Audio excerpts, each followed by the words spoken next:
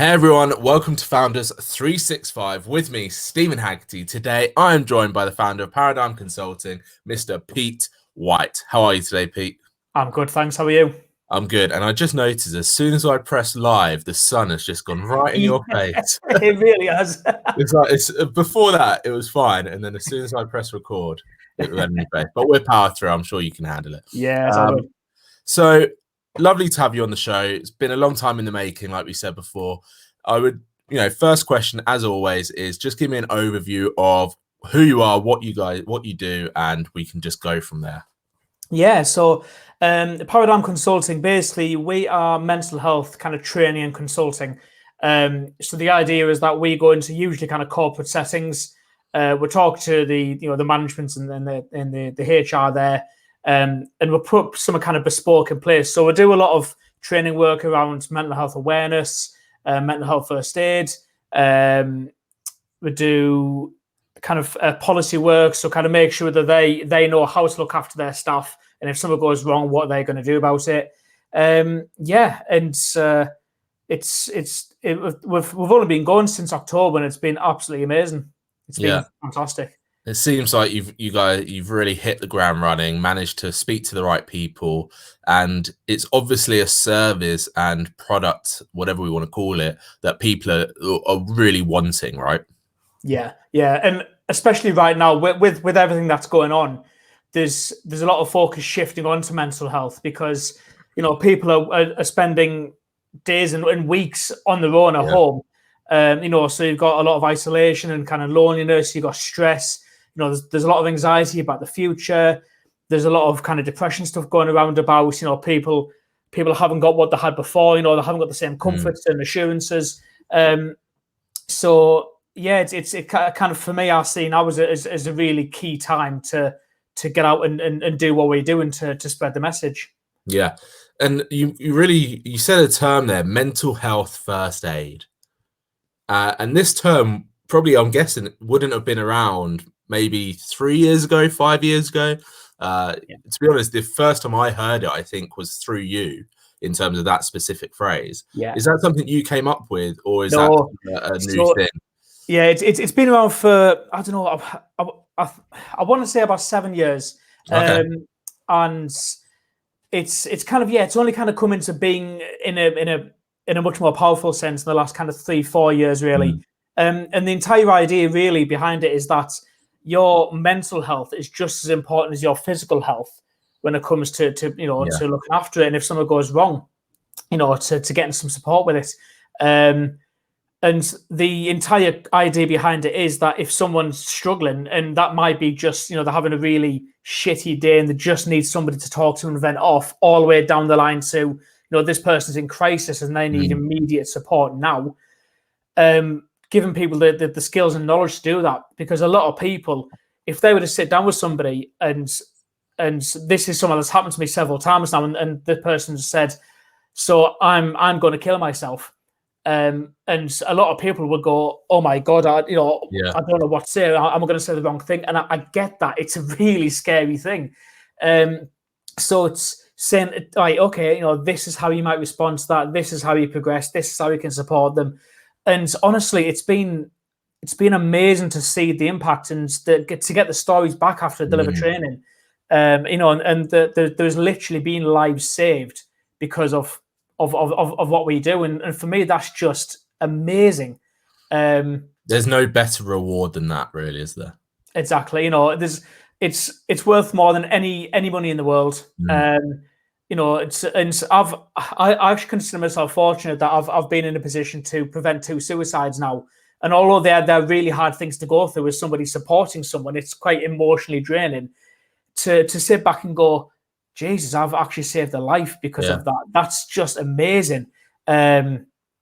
So yeah, I think when mental health first aid came out, some people kind of scoffed at it when, it's just a fad, or kind of, what is that? Yeah. And then the longer it's around and the more the kind of message gets spread, the more people are going, actually, there's generally something behind this. It's a real thing. And that's why the health and safety executive have now said that businesses should classify it on the same level as physical first aid. Yeah, massively. I'm really curious to know when you're dealing with companies, who is it? Who's the people that bring you in? You know, is it the company owner? Is it the HR? Is it another aide? Who's the person that goes, right? We need to bring this into the company. I think there's kind of three key kind of people really. So I have had CEOs and directors bring me in, and that's I'm a big believer in utilizing what you've got. So a lot of the business I've got has come from people I might already know in a different capacity. So there's lower level managers who like what I do, and they then put it up to their managers. Yeah. And then there's the HR's a big key kind of target customer of mine. And when I'm out and about kind of marketing myself, I tend to target the execs and the HR because they're the people who really have kind of the oversight of the company in terms of they can see what's going on and they can identify that they need somebody like me to come in and help out, basically. Yeah. You would think that a good HR team are in that very good position to know that information. Yeah. And again, I guess a red flag for you if you go into a company and they don't know is even more reason they should be hiring you. It's exactly, and I get it a lot where I might send a bit of a lead generation email to somebody or message, and I'll get a reply back like, "Thanks, but we've got no need for that," and I'm there going, "No, you have." Yeah, exactly. This email specifically means you do need to have a need for it. Exactly. Yeah. It's crazy, but times are changing, which is really nice. But I'm really, you wouldn't be where you are today without your incredible backstory. So I'd love to touch upon that in the sense of how you've got to that stage where you've decided to go, I'm going to start this company. I'm going to help. I'm going to put myself in the front line as per the saying is. Yeah. So it all kind of started in 2011. So I was deployed to Afghanistan with the Royal Air Force. I worked in communications, and basically my job for 10 weeks, I was there for 4.5 months, but this job for 10 weeks was working in I can't say the word, casualty reporting. So basically, to cut a long story short, I spent 10 weeks on night shifts on my own, kind of watching people be killed and injured in theatre. And you can imagine that this would have an impact on someone's health, and it really did for me.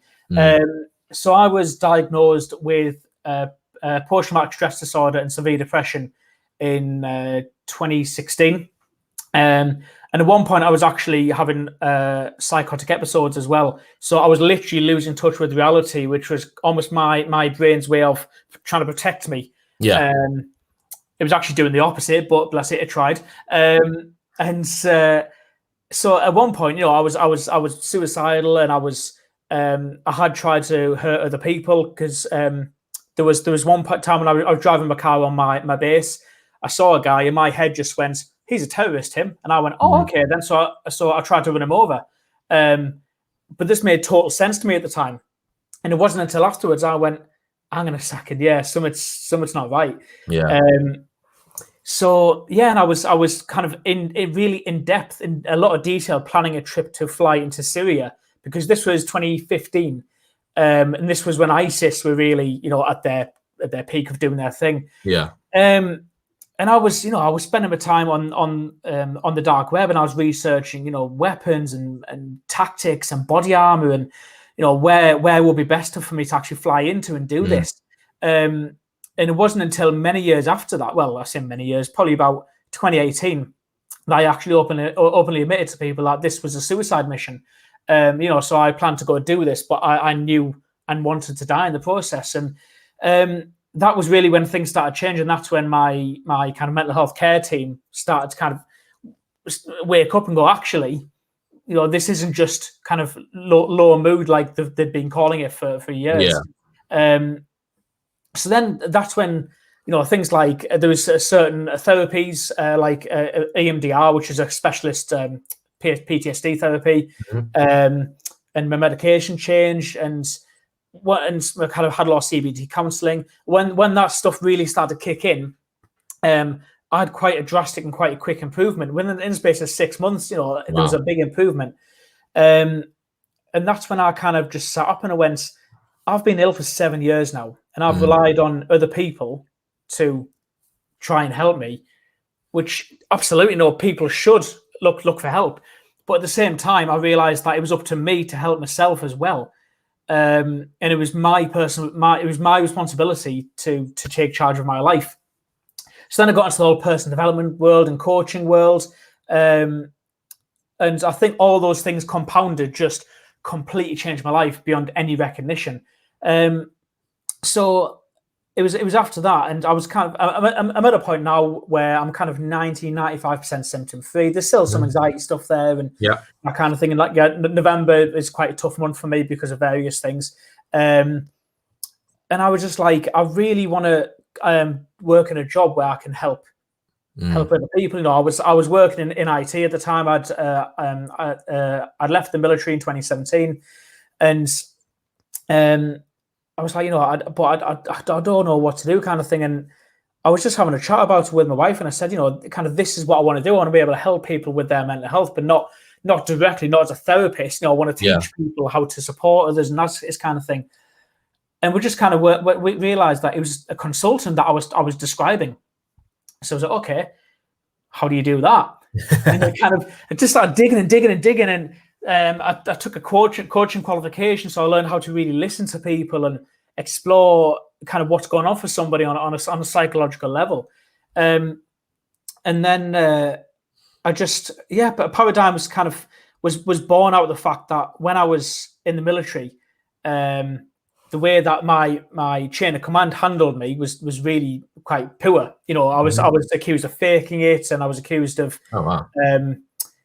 the one said, "Oh, you know, you're not allowed to go on this hill walking X-bed with the guys because you might throw yourself off a cliff," which was the actual words they used, and it was all this kind of stuff. And then when I got into Civvy Street, I realised that Civvy Street isn't much different in terms of how people, not everyone, but how a lot of people look at mental health. And you know, if someone's unwell in work, often people just go, "Okay, go home for 3 weeks, 6 weeks." Come back when you're better, kind of thing. Yeah. It just doesn't work like that. You know, work is one of the primary. Well, put it this way: in 60% of mental health cases, work is a factor. I'm surprised it's that low, to be honest. Yeah, but to be honest, it probably is high, the actual real figure, but it's always hard to get the real accurate stuff for this. And I just said, you know, this isn't good enough. There's so little in place, and there's a lot of mental health first aid trainers out there. But what most of them do is they go in, train, and leave again. It's kind of a box ticking exercise. And I didn't want to do that, so I was like, right, you know, I'll go in, I'll train and stuff. But then I can stick around. You know, I can be a consultant. You can ask me about certain cases. You can, you know, can put systems in place. And then I just kind of start to tell people about the idea, and more people were like, "Oh, I love that. Let's have a chat." And yeah, come on, let's have a chat. And literally, as of 3-4 weeks ago, I landed a contract with the NHS. Amazing. Which was how did that feel when you got that email or that phone call when that came? Well, it was an in-person chat. I actually went then and spoke to them, and it took months. You know, I think one of the things I didn't realize when I got into business is how long these big contracts take. Yeah, meetings about a meeting about a meeting. Yeah, absolutely. And then so I went down and I spoke with them, and they kind of said, "Okay, you know, this is what we'd like." And then it was almost kind of a case of, "Okay, when can you start?" And I was like, "Okay." You know, and my imposter syndrome was going nuts because I was like, I can't do this. So then I think it didn't really hit me until I left the hospital after that meeting, and I phoned my wife and I was like, I've got it. We've got a contract, and I just went, okay, this is happening. You know, I mean, I had done work previous to that for other companies and stuff, but as a new business, they were all quite small contracts. Yeah. And then there was this where it's a kind of a minimum, you know, 12-month type commitment. And I was like, wow, okay, so yeah, let's do this, let's go for it. And it was quite kind of vindicating. It was quite. It just showed me that I was on the right track, and what I was doing was bang on. I mean, it's not a bad client to land, the NHS. That's a pretty clear indicator that what you're offering is needed and is valued, which is great. You know, well done on doing that, because I think that's such a great asset to have in terms of them having you. In terms of what you know, from where you've been in that 7 years of mental health challenges and everything like that, to now moving into that different position of standing at the front of the room rather than at the back, or sitting in the room. How does that feel when you're teaching and when you're training and when you're, like you said earlier, you know, you're effectively saving people and educating them to do that? How does that feel in terms of just being a founder of a company that has that much impact in terms of people's lives? It's amazing. Honestly, it's one of the best feelings ever. And I've had a couple of times now where I've been presenting, or maybe I've been doing a public speech or something, and I might say to people, you know, okay, go off and do this task, or I want you to think about this. So you've got you know, 60 seconds or so silence, and it's times when I've stood there at the front of the room, kind of going, holy shit, I'm doing this. You know, this is because of me, and this is just amazing. You know, if you consider where I was, where I literally saw no value in myself in this world, and you know, I spent most of my waking hours thinking about how I could end my life and stuff. And that there's this point now where, you know, people are looking at me as an expert, which is a really weird thing to say, by the way, in this kind of field, in the subject area. And it's amazing, and the fact that it's helping people as well is just phenomenal. It's brilliant. Yeah. I mean, you say expert's a weird name to call yourself, but what better expert is there than someone that has been through what you've been through and come out the other side? Yeah, and I think that's one of the I think that's why I consider myself so lucky, because I don't regret anything that happened. I mean, maybe trying to run the guy over, yeah, maybe. But I don't regret any of it, because it set me up to where I am now, and I can use my story as a really powerful vehicle to deliver this message. You know, I'm not just a trainer droning on. I'm kind of going, okay, you know, this is depression. These are the symptoms, and this is how it actually happened for me. You know, this is an example of it. And that's when people kind of wake up and look here and kind of say, okay, you know, I understand this now, because this is how he experienced it. And you mentioned earlier about how there's a couple, you know, there are companies out there that go in, deliver the training and leave, and it's that checkboxing situation. How do you handle that difference in mindset from companies and, you know, HR, whoever's checking those boxes, to go from that, okay, we're going to check that box, but also we're going to add on these other boxes that we're going to support on? Yeah, I think for me, it's to give them examples. So when I'm in front talking to somebody, and you know, and you might find in that consultation that they're saying, oh, you know, we want this much training, and we want this, and you know, we want this kind of package. And I'll say to them, okay, have you got anything in place for if somebody were to, you know, be suicidal, or might make an attempt on their life in work, and that has happened. And that's when you kind of notice kind of silence descend on the room, and they're kind of going, well, no. And said, okay, so what about putting something in place for that? And I think a lot of them expect me to just be this tick box trainer. Yeah. So when I say to them, you know, after I leave, you know, we can have this arrangement where you can call me and this kind of thing. That kind of just opens up that door for them, you know, kind of opens up that awareness. And by the sounds of it, not many other people are offering that. No, and honestly, and that really surprises me. You know, there were a lot of very experienced people out there, you know, probably more experienced than myself. Well, definitely more experienced than myself. But they're just kind of delivering this pre-packaged thing, and then off the go. And they could utilize their skills so much better, be so much more powerful. And let's face it, it's a business, make so much more money. Yeah. If they were to utilize their own experiences better and not just train to a predefined package. How, in terms of that, in terms of mental health packages that companies should be adopting, you know, if we go right to the top, so like government level guidelines, that sort of thing, are there things in place that large companies have to abide by? And if there are, what needs to change to make it better? So in terms of what they have to abide by, like the kind of legislation, it's actually really flaky. So the legislation just says they need to effectively make reasonable adjustments, or make a reasonable effort to support their staff's well-being. Which is why that you see so many people say go home for 3 weeks. That's or companies just, you know, you might have a company of 200 people and they'll train 2 mental health first aiders. Yeah. And the ratio, the recommended ratio is 1 to 10. Not 1 to 100. Exactly. And in a previous company I worked for, I was a mental health first aider for them. It's about 60 people, and I was getting people almost every week having some different level of issues, and that's so draining for the first aider as well.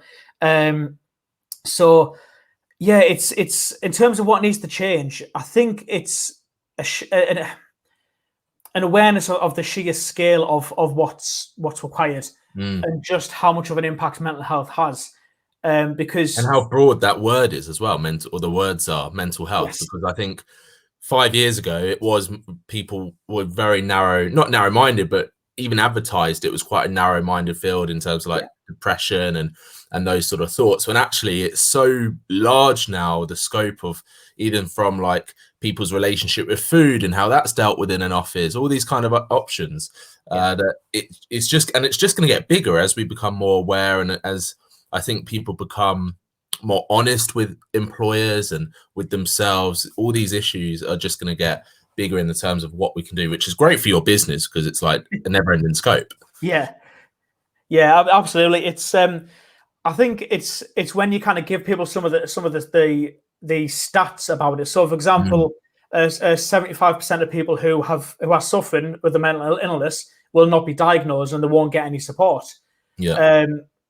And then if you get a room full of managers, and I've done this quite a lot of times, get a room full of managers and say, okay, out of everyone here who's had an employee who's had a mental health issue, and the entire room will just put the hand up, and you'll say, right, okay, so why has this company not done anything about this? Because not only does this person need support, but that manager needs support in how to support them. Yeah. And, like I kind of alluded to before, if they help somebody who's in crisis, you cannot expect that person who's just given that support to then go back and carry on working.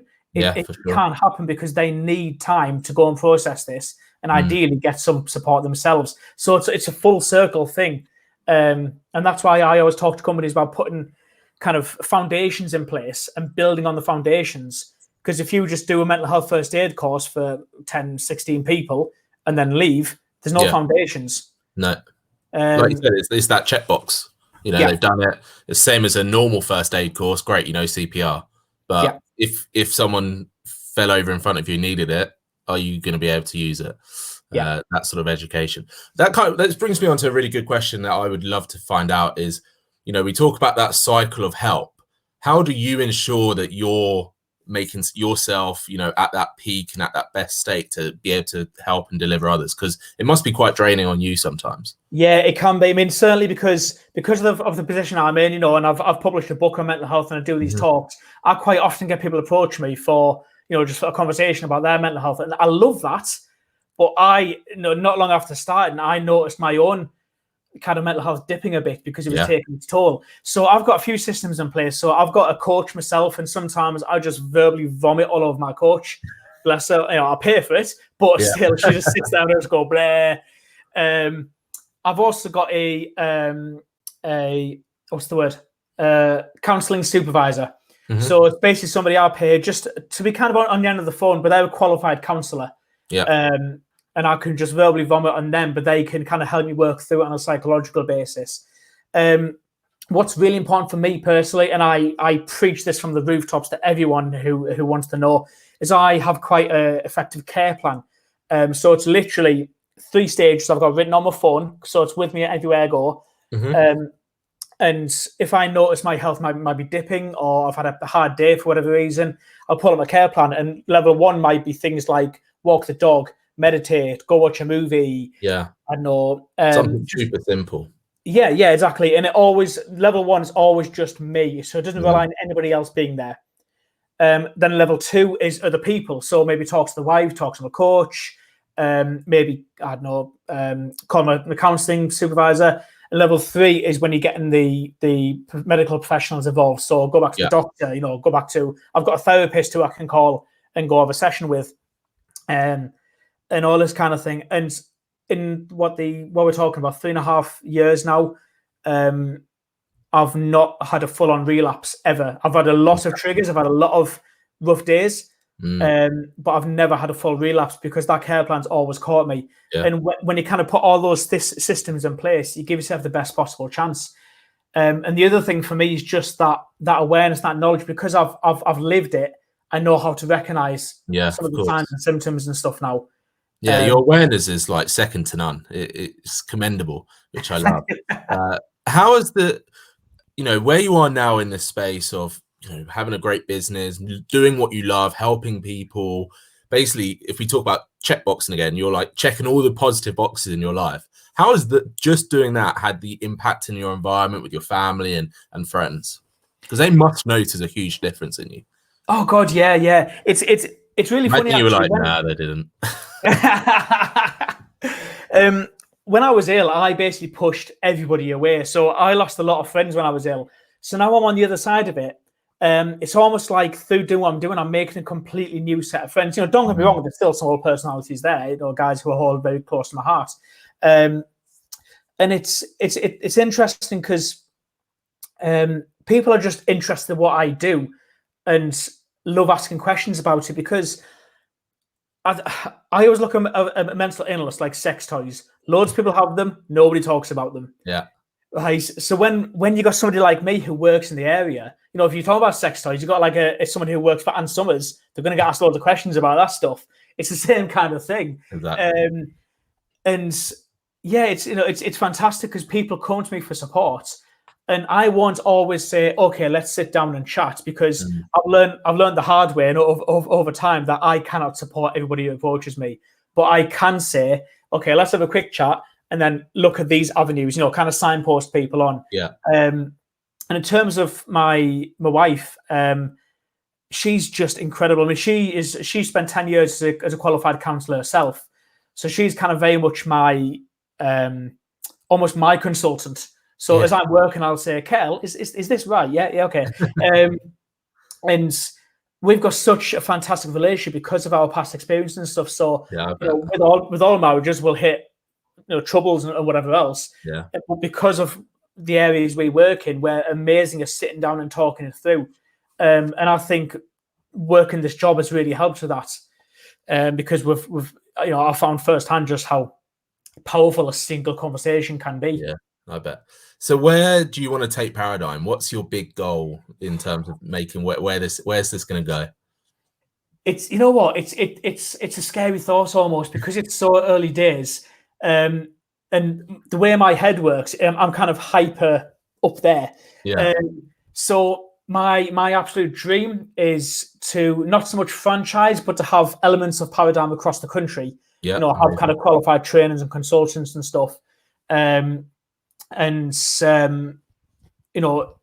might have somebody like, for me, I could specialize on the NHS. Somebody else might specialize in this industry, that kind of thing.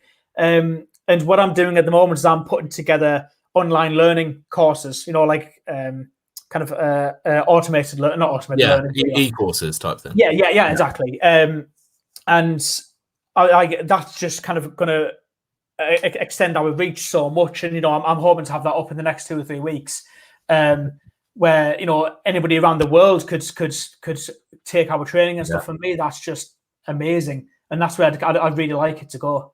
And it's just the numbers of people you can reach, because every one person you help personally is going to help God knows how many people as a knock-on effect, which again must just feel amazing.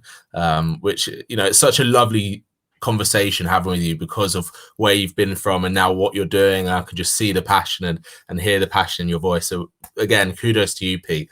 Listen, my two last questions. Number one is, if you could give 3 tips to anyone that it may be suffering with mental health at the moment, or in the circumstances that we are, obviously huge shifts in environment, things are changing. What would 3 tips be for you to give them that can just help them, maybe feel a little bit more like themselves? I think the first and most important for me is, under no circumstances, no matter what situation you find yourself in, do not ever give up. Everything is temporary and it will pass. So that's the first one, is don't ever give up. Second one is get a care plan. I will happily speak to anybody about doing a care plan. I teach it all the time. Just find ways to look after yourself, because that's key. And third one is just talk to each other. Ask if somebody else is okay, but if you're suffering, say something. It's the single most best thing you can do, because as soon as you have that conversation, you are opening up so many doors of support that you often don't even know are there. And the weight lifted off your shoulders as soon as you have that conversation is crazy. Yes, absolutely. It really is.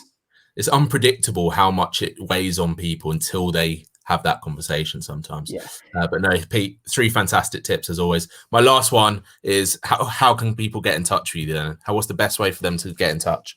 Yeah, so they can email me. So that's Pete at paradigmconsulting.co.uk. And that's PARADYME. Bit of a weird spelling. Trendy spelling. Yeah.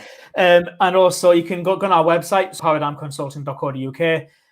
Or you can find us on Facebook, just Paradigm Consulting. Any of those really. It'd be great. I would actually love to hear of people. Excellent. Pete, thank you so much for coming on Founders 365. Thoroughly enjoyed it. I'm glad we've got it done finally. Yes, mate. It's been a long time in the coming, so thank you for that, and I've thoroughly enjoyed it. It's a pleasure. I really appreciate having me on board. Cheers, Pete. Thanks everyone for listening and watching. This has been Founders 365.